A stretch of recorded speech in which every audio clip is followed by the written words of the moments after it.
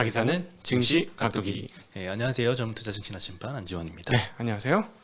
가기 안 서는 각도기 각사한줄입니다. 섰으면 좋겠습니다. 네, 좀 쓰자. 서. 안타깝네요.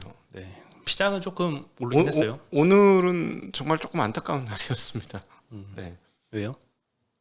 원하는 대로 안 돼서 시장이. 원하는 대로 예상 오늘 보통 뭐 한국 시장, 미국 시장 올라도 뭐 성배정했지 이렇게 그동안 넘어갔는데 오늘 좀 섭섭하네. 사실 전일 미국 시장이 굉장히 많이 올랐잖아요. 네. 나스닥이 한 3-4% 올랐나요? 3% 넘게 올랐죠. 그렇죠. 네. 예, 그거에 비해서는 조금 심심했습니다. 심심한 정도가 아니고 이건 빠진 거예요. 거의 느낌적으로 빠졌어. 네. 이거. 네. 뭐 나스닥 빠질 때 사실 우리가 방어를 잘 하긴 했지만 네. 그래도 오를 때 못 올라주면 조금 서운하긴 합니다. 그렇죠. 그러니까 자꾸 이제 이 국장 진짜 문제네.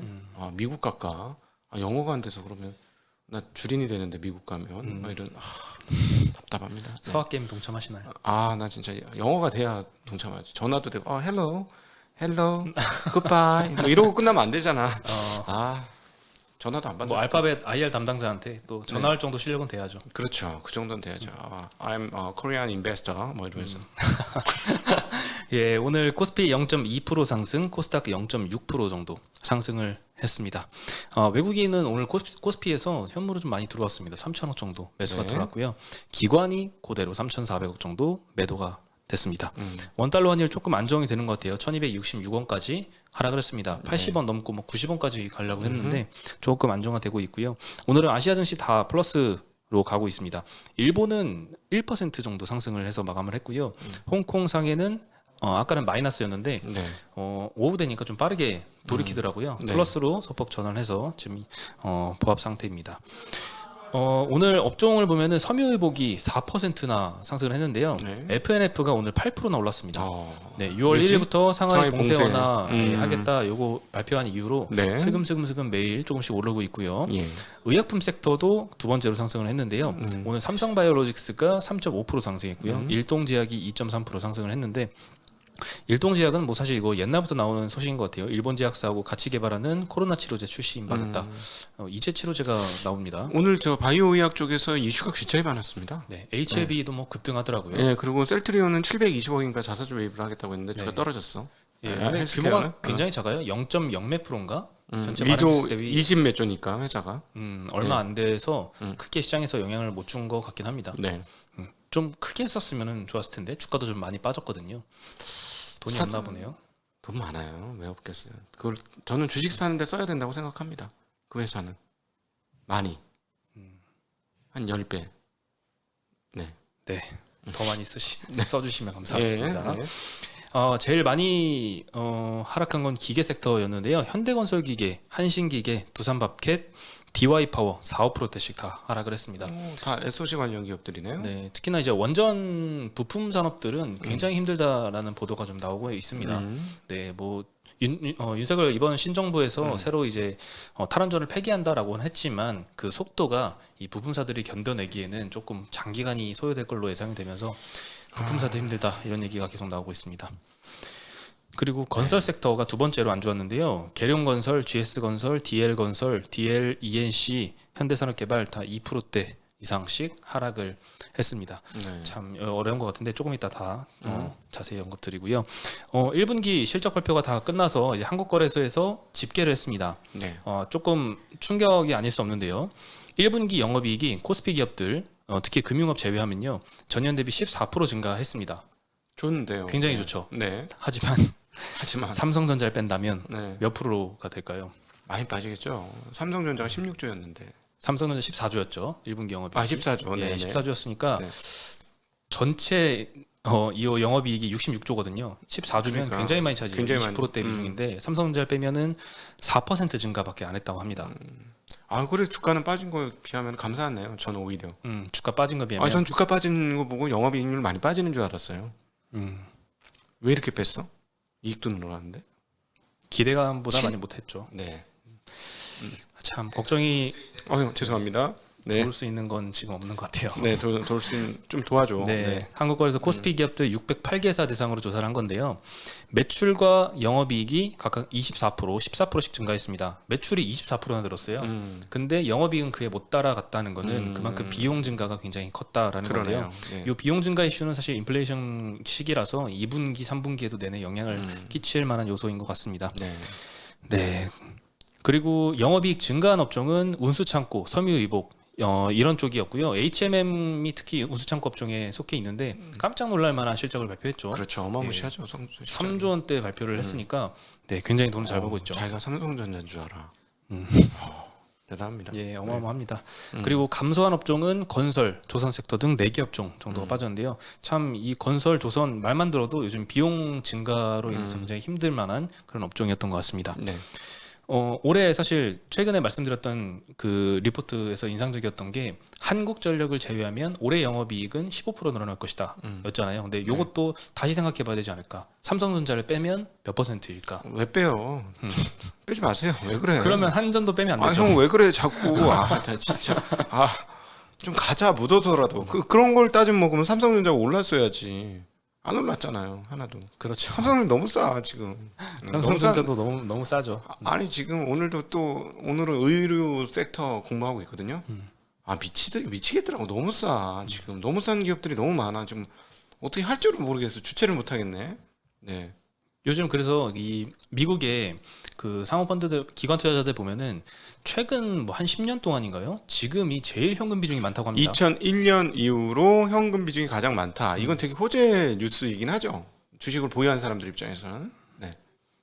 호재로 봐야 될까요? 기관 투자자인데도. 아니 그럼 얼마나 더 팔겠어. 일단 전망은 굉장히 안 좋게 하고 있다라는 그렇지. 방식인 것 같아요. 안 좋게 했으니까 많이 팔은 거 아니야. 이미 패대기를 쳤고 그래도 현금이 많잖아요. 그러니까 유이 누가 주식을 삽니까? 워런 버핏 같은 사람이 버핏 사죠. 할아버지 연락에 주식 사고 있죠. 그러니까 지금 저점 매수 미국도 일정 부분 저점 매수 가능성이 있는 상황이다. 도래한 것이다라고 봐야 돼요. 수급만으로 봐서는. 사실 그동안 작년도 재작년도 뭐 워렌 버핏이 굉장히 많은 현금을 들고 있다라고 해서 왜 안 살까 했는데 이제 좀 현금을 줄이고 있는 것 같습니다. 그게 이제 능력이죠. 그게 이제 버핏 옹의 능력이야. 기다리는 능력은 정말 탁월한 것 같습니다. 아니 자기 기준에 안 맞으면 안 사는 거예요. 기다리는 게 아니고. 예. 그렇지. 휩쓸리진 않아. 그렇지. 그것도 기다리는 거긴 하죠. 예. 그러니까 기준에 맞는 거 올 때까지 기다리는 거 대단한 것 같아요. 네. 예, 인정합니다. 오늘 현대기아차에서 투자 계획을 발표를 했는데요. 이미 외신 보도를 통해서 알려졌던 게 미국의 전기차 공장 신설한다라는 소식이었잖아요. 네. 조지아주이고 70억 달러 정도 규모, 그리고 바이든의 방한 일정에 맞춰서 발표할 것이다. 현대기아차에서는 이렇게 공식화하진 않았는데 이런 외신 보도가 있었는데요. 오늘 현대차에서 공식적으로 발표한 게 국내 투자입니다. 2030년까지 전기차 분야에 21조 원 투자 계획을 밝혔고요. 올해 국내에서 생산 예정인 전기차가 약 35만 대 정도거든요. 근데 2030년에는 국내에서 연간 144만 대 정도를 생산할 것이다. 올해 대비해서 한 4배 정도 더 캐파를 늘릴 거다. 이런 계획이죠. 134만 대는 좀 그런데 올해 35만 대면은 조금 이제 의미 있는 수준이 되기 시작하는 거네요. 네. 5%가 넘으니까. 전 세계에서 생산하는 목표가 323만 대인데요. 이 중에 한 절반 좀 안 되는 45% 정도 비중을 국내에서 생산하겠다라는 계획을 세우고 있습니다. 그리고 기아차에서 또 공시를 했습니다. 전 세계 2030년 기준으로 전기차를 323만 대 만들겠다는 그렇죠. 얘기죠? 전 글로벌에서. 근데 그 중에 45% 비중은 국내에서 생산하겠다. 네네, 알겠습니다. 네, 그리고 오늘 기아 공시에 따르면 PBV라고 합니다. Purpose Built Vehicle인데요. 전기 목적 기반 모빌리티. 네, 요 전용 생산 라인을 화성의 2만 평 규모로 2025년에 이제 양산을 하는 것을 목표로 하고 있습니다. 이게 27년 만에 투자라고 지난번에 발표했었잖아요. 첫 27년 만에 공장 증설이다. 국내에. 이거 되게 이상하다니까요. 느낌이 이상해. 좀 냄새 안 납니까?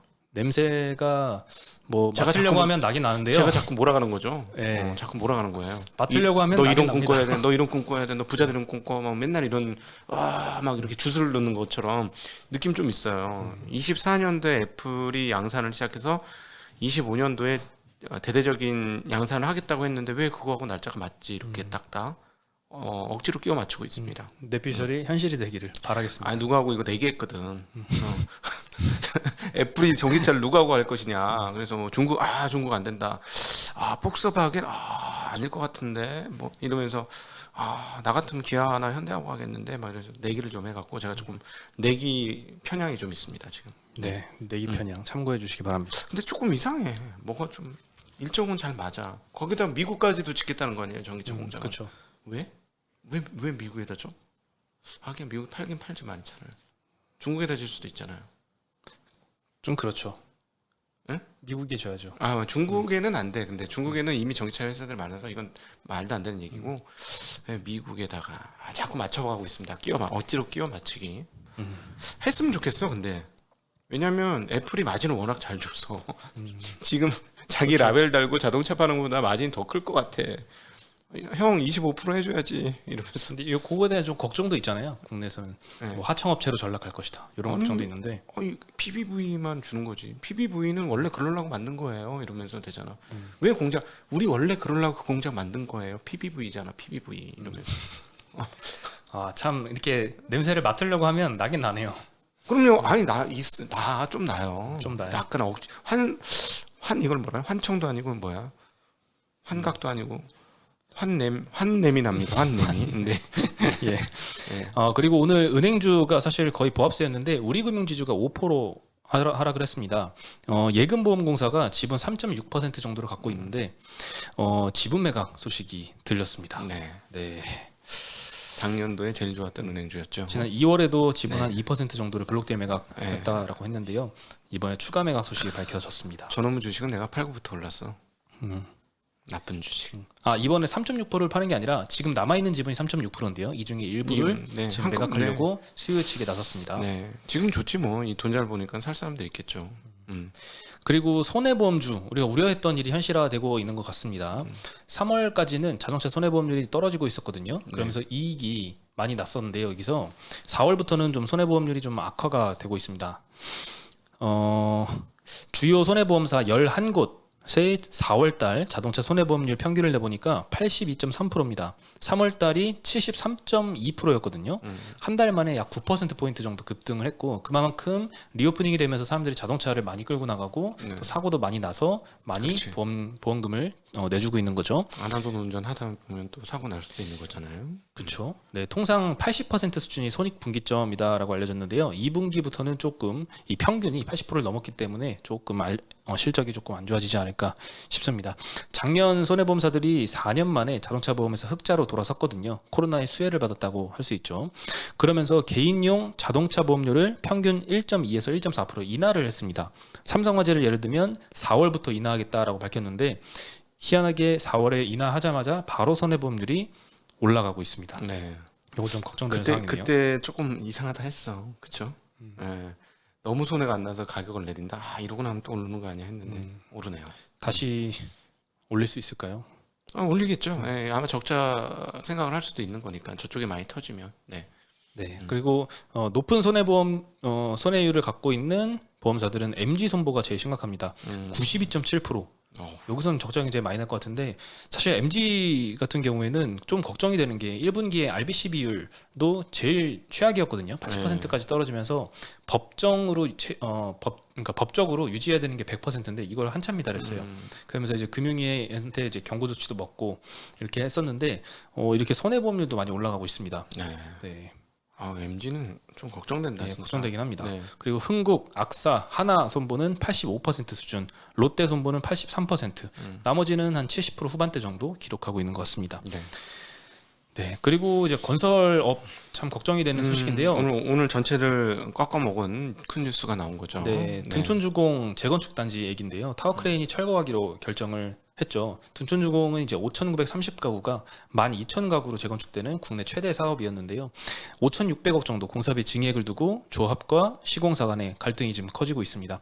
공정률 이미 한 52% 정도 진행을 했거든요. 근데 지난달부터 공사가 중단이 됐고 시공단이 한 1.7조 원 정도 공사비를 받아야 되는데 아직 한 푼도 받지 못했다라고 하면서 유치권 행사에 들어갔습니다. 전체 건설 시공단에서 요구하는 건설비는 3조 원대 정도 되는데 공정률 52% 2%니까 한 절반 정도 1.7조 원을 네. 못 받았다라고 주장을 하는 거죠. 요 시공사업단은 현대건설, 현대산업개발, 대우건설, 롯데건설인데요.